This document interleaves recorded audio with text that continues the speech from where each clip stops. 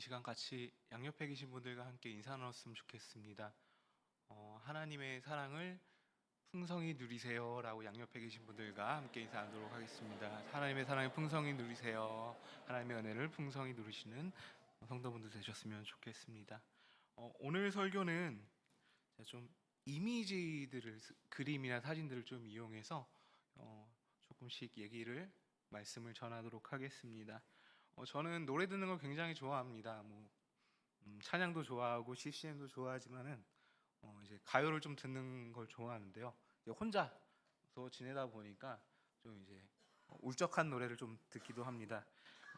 올해 4월 말에 이제 한 가수가 앨범 하나 냈습니다. 오늘 설교의 제목과 연결되어 있는 그 타이틀곡을 가지고 앨범을 냈는데요. 사랑의 이름으로라는 노래가 담긴 앨범을 냈습니다. 이 노래를 부르고 작곡한 가수는 이 노래에 대해서 다음과 같이 설명을 합니다. 사랑하는 무언가 때문에 속이 복잡할 때엔 눈을 감고 이 노래를 들으면서 좀 단순해질 수 있었으면 진리는 늘 앳된 얼굴로 웃는 얼굴로 온다고요. 참 어쩜 이 노래는 단순한 연애, 사랑에 대한 감정을 넘어서 삶의 소중한 시기와 순간에 대해서 이야기하고 있는 노래인 것 같습니다. 또 중간에 가사가 나오긴 하는데요. 사랑을 찾아가는 과정에 대해서 이야기합니다. 그리고 그 사랑을 찾아가는 과정 속에서 발견할 수 있는 그 의미에 대해서 한번 고민해보고 성찰할 수 있는 노래인데요. 특별히 1절 후렴구에 이렇게 이야기합니다. 어디든 사랑을 찾아서 빛바랜 그 의미를 찾아서. 이 노래의 후렴구 같이요, 많은 사람들은요 사랑에 대해서 고민했습니다. 과거, 현재, 미래의 인류는 사랑과 그 의미에 대해서 많은 고민을 했고 앞으로 그 의미를 찾아갈 것이고 더 발견해 나갈 것입니다. 그래서 그런지 유명 음원 사이트에서 제가 검색을 해봤어요. 사랑이라는 곡이 몇 곡이나 나올지 한번 검색을 해봤습니다. 10,000개가 조금 안 되는 9,950개의 곡이 검색이 되었습니다. 이 노래들 안에는 사랑이 무엇인지, 사랑의 의미에 대해서 고민하는 노래도 있을 테고요. 또 사랑을 고백하는 노래도 있을 겁니다. 또 사랑 이후의 아픔에 대해서, 이별의 아픔에 대해서 이야기하는 노래도 있을 거고요. 사랑 타령하는 노래도 있을 것입니다. 사랑이라는 큰 주제 안에서 작은 주제들, 세부적인 주제를 가지고 많은 가수들과 작사가들과 작곡가들이 노래를 했고 만들었고 이야기했습니다. 아마 여기 계신 성도님들 가운데서도 본인들 자기만이 뽑을 수 있는 애창곡이 한 가지씩 있을 것 같은데요. 여기서 나누면 아마 시간이 다 갈 것 같은 관계로 넘어가도록 하겠습니다. 네, 이렇게 많은 노래들이 있습니다. 세상은 이렇게 사랑에 대해서 이야기합니다. 노래합니다. 많은 사람들은 사랑이 무엇인지 고민하고 탐구했다는 그러한 증거겠죠. 철학자들도 이렇게 다양한 사랑에 대해서 정의를 내렸습니다. 철학자들뿐만이 아니라 우리가 살아가고 있는 이 순간에도 나 스스로가 또한 누군가가 사랑에 대해서 고민하고 탐구하고 정의 내리고 생각할 것입니다. 누군가는 사랑을 인간만이 느낄 수 있는 감정이라고 생각할 것입니다. 또 누군가는 사랑을 영원히 유지할 수 없는 감정에 불과하다고 생각을 할 것입니다. 또 다른 이는 사랑은 낭만적이고 환상적이라고 이야기할 것입니다. 또 어떤 사람은 사랑은 감정의 문제가 아니라 감정을 넘어선 신뢰와 의지의 문제라고 이야기하기도 합니다. 또 어떤 사람들은 사랑은 나 자신부터, 내 존재부터 사랑하는 것으로부터 시작한다고 정의 내리기도 합니다. 그러기에 나를 알아간다는 것은 나를 사랑하는 것이다 라고 누군가는 이야기를 하죠.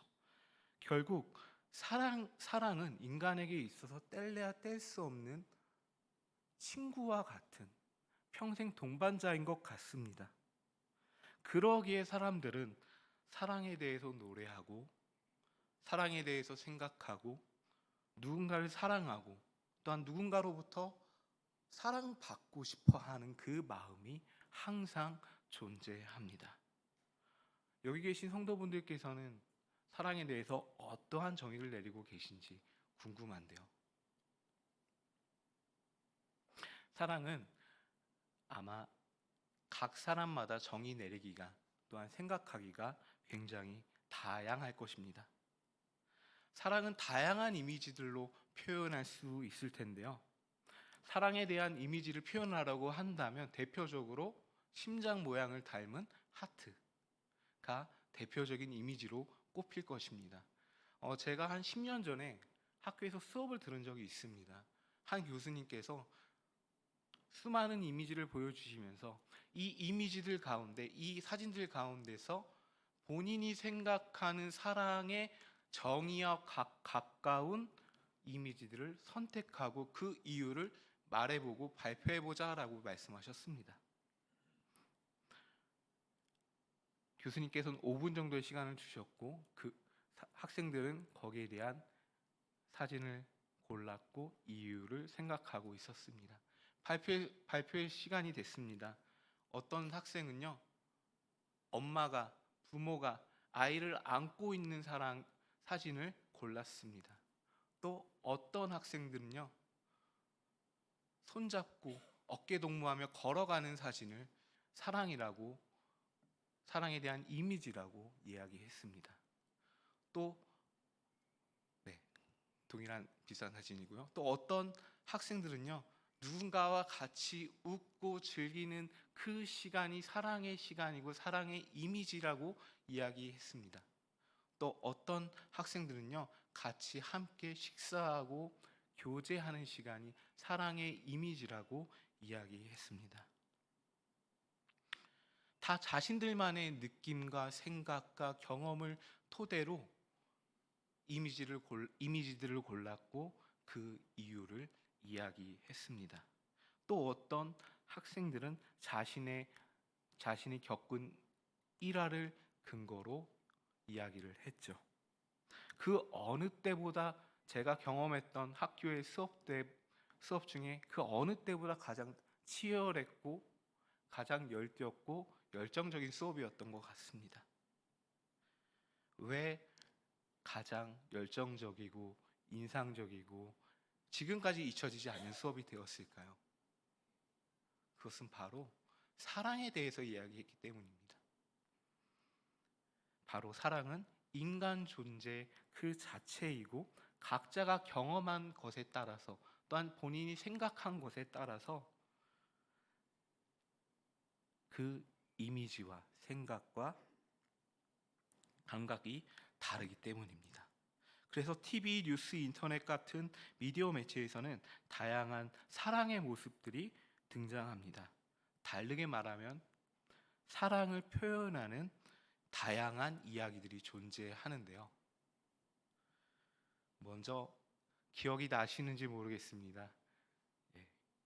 애니메이션을 보면 야수의 외모에 대한 편견을 깨고 그의 진심과 따뜻한 마음을 발견하는 한 여주인공의 이야기인 미녀와 야수. 계모와 언니들에게 구박을 받았지만 역경을 이겨내고 왕자와의 계급과 신분을 초월한 사랑의 모습을 보여준 신데렐라. 또 다른 측면에서는 영화를 볼 수도 있겠죠. 무도회에서 만나 첫눈에 반하게 되지만 원수지간인 가문이었기에 이루어질 수 없는 비극적인 결말에 이르는 운명적인 사랑의 이야기 로미오와 줄리엣. 쾌활하고 자유로운 성격의 여주인공과 엄격하고 규칙을 준수하는 남주인공 간의 상반된 남녀 간의 사랑 이야기를 그려낸 사운드 오브 뮤직. 영화뿐일까요? 드라마도 사랑에 대해서 이야기합니다. 이웃 간의 정과 사랑, 그리고 누군가를 사력 있게 생각하는 그 사랑의 모습을 담아낸 응답하라 1988. 그리고 최근에 나온 드라마죠.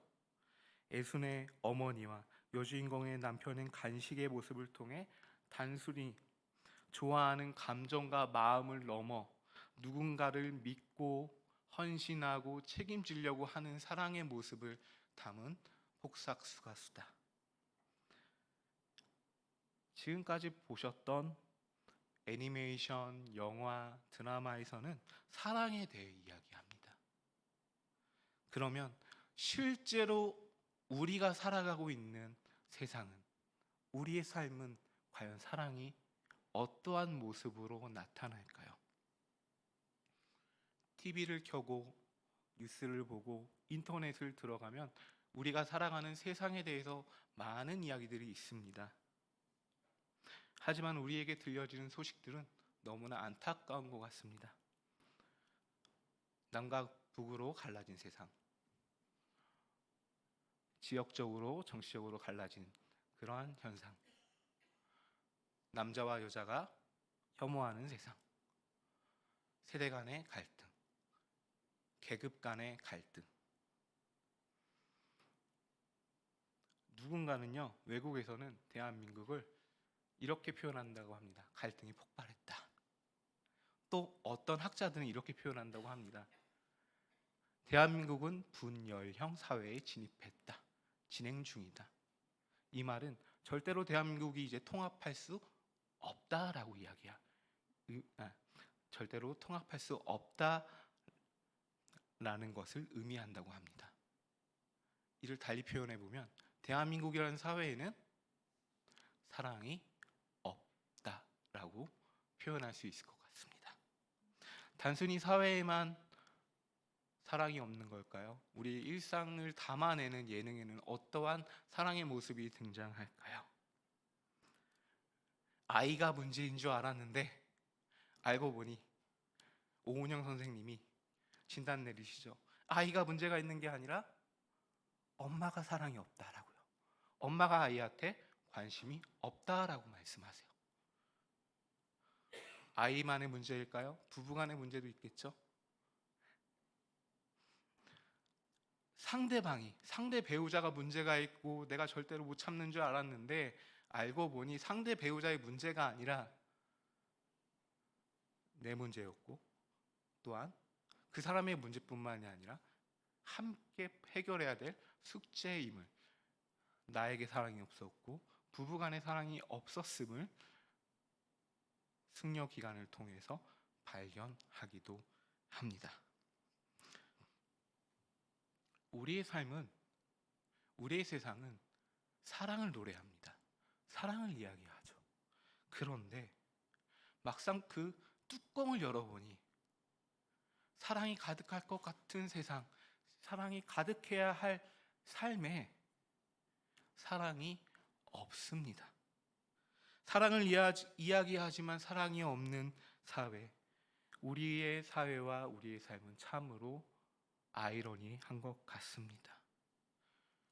우리는 사랑에 대해서 이야기합니다. 사랑에 대해서 각자가 정의도 합니다. 사랑을 갈구하고 외치는 사람들도 있습니다. 사랑은 맛있다라고 이야기도 하죠. 달콤하다고도 이야기합니다. 누군가는 진실한 사랑을 찾아서 떠나겠다라고 합니다. 하지만 그렇게 외치는 그 사랑은 늘 우리를 떠나 도망가는 것 같습니다. 누군가는 사랑이 없다라고 이야기합니다. 그러면 죄송합니다. 그러면 사랑은 어디에 있는 걸까요? 그렇게 우리가 말하는, 그렇게 우리가 외치는 사랑은 도대체 어디 있는 걸까요? 사랑이신 하나님께서는 사랑에 대해 고민하고 있는, 사랑의 행방에 대해서 궁금해하고 있는 우리에게 사랑은 여기 있다라고 말씀하고 계십니다. 사랑은 이것이다라고 말씀하고 계십니다. 사랑은 여기 있으니 말이죠.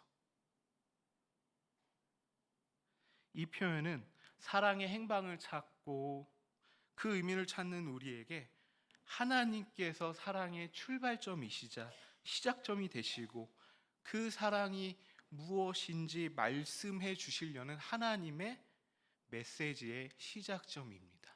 사랑은 여기 있다. 이것이 사랑이다. 그렇다면 하나님께서 말씀하시는 그 사랑은 무엇일까요? 함께 요한 1서 4장 10절을 함께 읽도록 하겠습니다. 사랑은 여기 있으니 우리가 하나님을 사랑한 것이 아니요 하나님이 우리를 사랑하사 우리 죄를 속하기 위하여 화목 제물로 그 아들을 보내셨습니다. 아멘. 이 본문에는 하나님의 사랑이 무엇인지 드러나는데요. 제가 한번 이 문장을 뜯어봤어요. 분석해봤어요. 그랬더니 6가지로 분석이 되더라고요. 첫 번째, 사랑의 주체는 하나님, 사랑의 대상은 우리입니다. 사랑의 성격은 사랑하사에 등장하는데 그 사랑하사 자세히 보면 이 사랑이 능동적이고 적극적이고 열정적인 사랑임을 알 수 있습니다. 사랑의 목적, 우리 죄를 속하기 위하여. 이 말 너무 어렵습니다. 그래서 쉽게 바꿔봤습니다. 우리의 잘못을 깨끗하게 하기 위해, 그리고 하나님과의 관계를 회복하기 위해. 사랑의 방법, 화목제물. 화목제물 어렵죠? 그래서 이렇게 바꿔봤습니다. 죄를 용서하고 하나님과의 관계의 회복을 위한 통로로서의 화목제물. 그리고 하나님의 사랑의 핵심인 그 아들, 관계의 회복을 위한 유일한 통로 되시는 그리스도.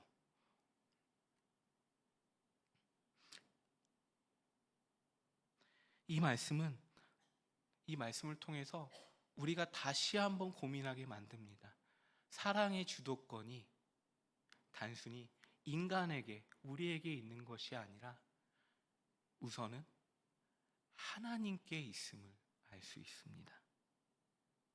우리가 무엇을 해서 사랑을 받은 것이 아니라 하나님께서 먼저 우리를 사랑하셨고 그 사랑의 이름으로, 사랑의 표현으로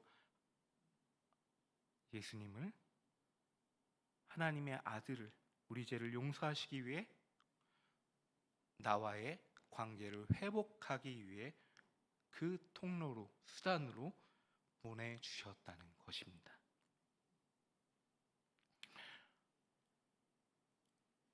오늘 방금 나눴던 그 노래의 2절에는 이렇게 마무리를 짓습니다. 잊지마 찾아온 사랑과 눈 감으면 그를 둘러싼 어둠과 그 위로 발재가는 부리던 작은 춤. 그러다 나는 너를 사랑하고 너도 날 사랑하는 이 시절을 기억해. 그리 길지 못할 거야 사랑의 이름으로. 이 노래의 가사처럼 예수님을 통해 먼저 사랑을 보여주신 하나님, 그리고 그분의 사랑은 우리에게 노래의 가사처럼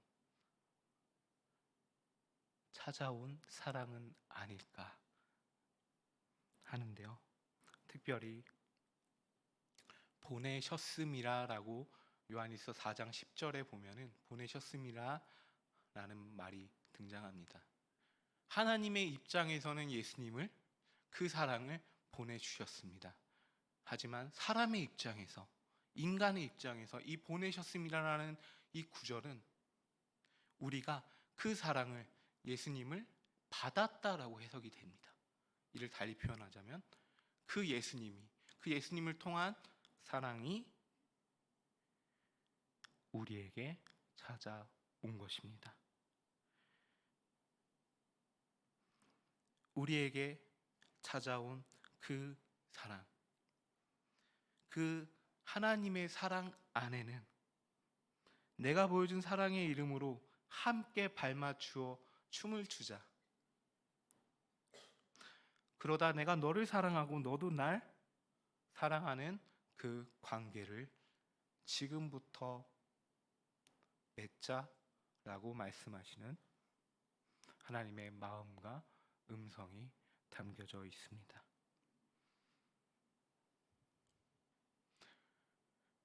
우리에게 찾아온 사랑 안에 하나님은 나를 사랑하고, 하나님이 나를 사랑하고 내가 하나님을 사랑하는 그 사랑의 이름으로 맺어가는 그 사랑의 관계를 맺길 원하십니다. 그래서 저는 이 말씀을 묵상하면서 또한 설교를 정하면서 요한일서 4장 10절을 이렇게 한번 바꿔봤습니다. 우리 같이 한번 읽어볼까요? 시작. 사랑은 여기 있으니 우리가 하나님을 사랑한 것이 아니요 하나님이 우리를 사랑하사 우리에게 찾아온 사랑의 이름으로 우리 죄를 속하기 위하여 화목제로 그 아들을 보내셨습니다. 아멘. 사랑에 대해 말하고 사랑을 노래하지만 사랑은 어디 있냐고 물으며 사랑은 없다라고 말하는 우리의 세상과 우리의 삶, 그리고 그 현장 한가운데를 살아가고 있는 우리의 모습들, 그러한 우리들에게 하나님께서는 사랑은 여기 있다, 사랑은 이것이다 라고 말씀하고 계십니다. 그리고 그 하나님은 사랑의 이름으로 우리 함께 서로 너와 내가 사랑하자, 그 사랑의 관계를 형성해 가자라고 말씀하고 계십니다. 특별히 예수님을 통해 뜨거운 사랑을 보여주셨죠. 그리고 그 사랑의 관계로 우리를 지금도 이 순간에도 초대하고 계십니다. 우리에게 찾아온 하나님의 사랑과 사랑의 이름으로 하나님이 나를 사랑하고 내가 하나님을 사랑하는 풍성한 그 사랑의 관계로 초대하시는 하나님의 부르심, 여러분은 어떻게 응답하실 겁니까? 기도하도록 하겠습니다. 하나님, 세상은 사랑을 이야기하고 사랑을 노래하며 사랑받고 싶어하고 사랑하고 싶어합니다. 이러한 우리이지만 아이러니하게도 우리의 마음과 모습 가운데는 사랑이 없음을 고백합니다. 사랑의 출발점 되시고 시작점 되시는 하나님, 그리고 우리에게 사랑의 이름으로 찾아오신 하나님, 우리가 우리에게 찾아온 그리스도의 사랑을 날마다 잊지 아니하며 하나님과의 사랑의 관계를, 또한 친밀한 관계를 누리며 하나님과 날마다 하나님의 손 꼭 붙잡고 동행하는 삶을 살아가는 우리 모두가 될 수 있도록 하나님 인도하여 주시옵소서. 예수님의 이름으로 기도드립니다. 아멘.